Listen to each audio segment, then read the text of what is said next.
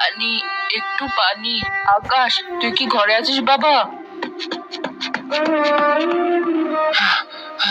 মা, আমি এই তো চলে এসেছি। এই নাও পানি, একটু আস্তে খাও।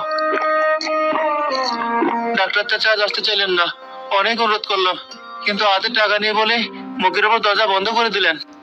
গরিবের আবার ডাক্তার কিসের বাবা? মরণই গরিবের আসল মুক্তি। তুই আর ওসব নিয়ে ভাবিস না। আমার সময় শেষ হয়ে এসেছে। বুকের ভেতরটা আজ খুব জ্বলছে, মনে হচ্ছে কেউ যেন হাতুড়ি দিয়ে পিটছে। মা, তুমি আমার অলক্ষণে কথা বলো না তো। বাবা মারা যাওয়ার পর তুমি তো আমাকে আগলে রেখেছো। তুমি চলে গেলে আমি এই দুনিয়ায় কার মুখের দিকে তাকাবো? আমি শুনেছি কাল হাটে নতুন মহাজন আসবে।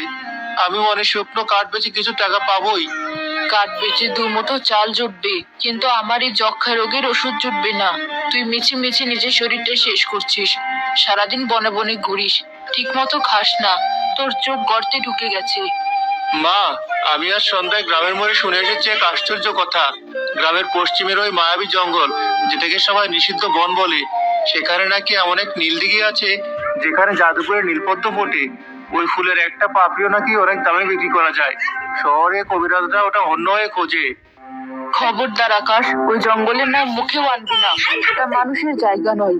তুই জানিস না তোর বাবা ওই জঙ্গলের কাঠ কাটতে গিয়ে আর ফিরে আসেনি? লোকে বলে ওখানে যারা যায় তারা আর মানুষ হয়ে ফেরে না। জিন পরীরা তাকে